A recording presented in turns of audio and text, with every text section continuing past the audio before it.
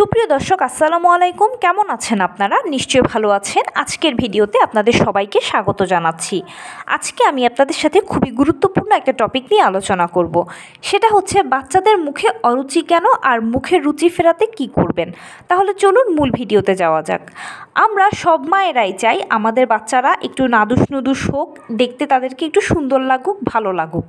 কিন্তু বাচ্চা তো তখনই নাদুস নুদুস হবে বা দেখতে সুন্দর লাগা, ভালো লাগার প্রশ্ন আসবে যখন তার শরীরে পর্যাপ্ত পরিমাণে ভিটামিন, মিনারেলস, ক্যালসিয়াম, প্রোটিন সকল উপাদানগুলো থাকবে, সে সুস্থ থাকবে, তখনই বাচ্চা এরকম হবে। কিন্তু এই অবস্থাটা হওয়ার জন্য প্রয়োজন হচ্ছে পর্যাপ্ত পরিমাণে খাবার দাবার খাওয়া। সকল ভিটামিন, মিনারেলস, ক্যালসিয়াম সমৃদ্ধ খাবারগুলো যদি বাচ্চা নিয়মিত গ্রহণ করে তাহলেই সে সুন্দর হবে, মোটাসোটা হবে, নাদুস নুদুস হবে। এখন বাচ্চাদেরকে নিয়ে তো মহা ঝামেলা, ওরা তো কোনো ক্রমেই খাবে না, হাজার চেষ্টা করলেও খাবে না। যতটুকু খাবার নেন না কেন বা যত অল্প খাবারই নেন না কেন, তাদেরকে খাওয়ানোটা মহা ঝামেলার কাজ। দেখে মনে হয় যেন তার মুখে রুচিই নেই। আসলে অনেক বাচ্চার ক্ষেত্রে দেখা যায় যে তাদের মুখে রুচি থাকে না, খেতেই চায় না বাচ্চারা। এটা ম্যাক্সিমাম মায়ের কমপ্লেইন থাকে এবং এটা নিয়ে মায়েদের ভীষণ যন্ত্রণারও শেষ থাকে না। এখন প্রশ্ন হচ্ছে কি করলে বাচ্চার মুখে রুচি ফিরবে বা বাচ্চার মুখে অরুচি কেন হয়? বাচ্চার মুখে অরুচি হওয়ার কারণ অনেকগুলোই রয়েছে। যেমন ধরুন যে হয়তো এক রকমের খাবার খেতে খেতে সে বিরক্ত হয়ে গিয়েছে, অথবা অনেক বাচ্চা দেখা যায় যে অসুস্থ থাকে, তাদের প্রচুর ঔষধ খেতে হয়, ঔষধ খাওয়ার ফলশ্রুতিতেও মুখের রুচি নষ্ট হয়। এছাড়াও বাচ্চারা যখন একটু বড় হতে থাকে তখন কিন্তু তারা এটা ওটা মুখে দেয়। হতে পারে বাহিরের খাবার, যেরকম চিপস হয়, চকলেট হয়, জুস হয়, এগুলো খেলেও কিন্তু মুখে অরুচি এসে যায়। এছাড়া আরও বিভিন্ন কারণে, হরমোনাল পরিবর্তন, সিজনাল পরিবর্তন, বিভিন্ন কারণে কিন্তু বাচ্চাদের মুখে অরুচি হয়। এখন এই রুচি ফেরাতে কি করবেন?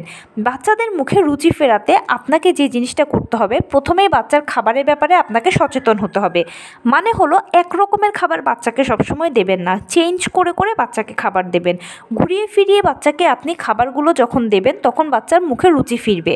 আরেকটা বিষয় হচ্ছে সবসময় আপনি আইডেন্টিফাই করার চেষ্টা করবেন আপনার বাচ্চা কী খেতে পছন্দ করে, ঝাল, মিষ্টি, টক কোনটা খেতে বাচ্চা বেশি পছন্দ করে, সেই জিনিসটা একটু বাড়িয়ে দেবেন এবং তার পাশাপাশি অন্যান্যগুলোকে ঘুরিয়ে ফিরিয়ে দেবেন। বাচ্চার খাবারে সবসময় চেষ্টা করবেন এক ফালি লেবু রাখতে। লেবুর রস বড়দের মুখে যেরকম রুচি ফেরাতে সহায়তা করে, বাচ্চার মুখেও রুচি ফেরাতে সহায়তা করে। এছাড়াও বাচ্চার মুখে রুচি ফেরাতে আরও যে জিনিসটা করতে পারেন সেটা হচ্ছে জিঙ্ক ওষুধটা বাচ্চাকে দিতে পারেন। মাসে একবার জিঙ্ক ওষুধ যদি খায় বাচ্চারা, তাহলে অনেক সময় দেখা যাবে যে তাদের মুখে রুচি ফেরে।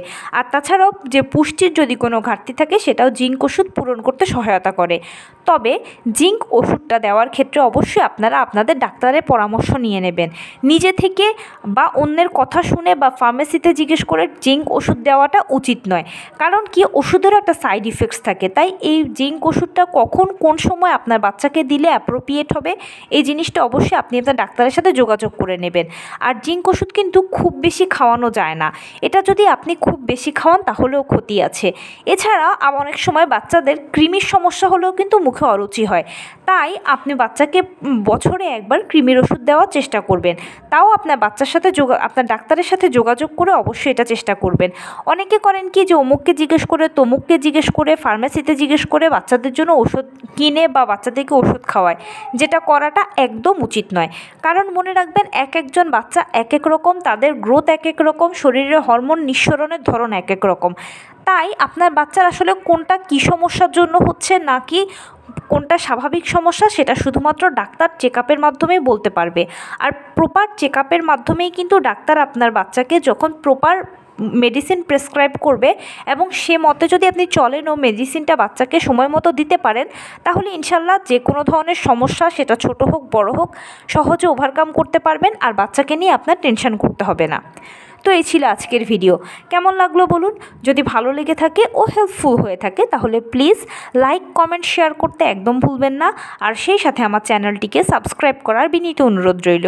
পাশে থাকা বেল আইকনটি ক্লিক করে দেবেন যেন আমি ভিডিও আপলোড করার সাথে সাথে আপনারা নোটিফিকেশান পেয়ে যান। যদি কোনো প্রশ্ন থাকে কমেন্টসে জানাবেন, আমি রিপ্লাই দেব।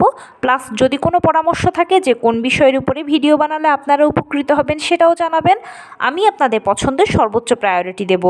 ভালো থাকবেন, সুস্থ থাকবেন। আসসালামু আলাইকুম।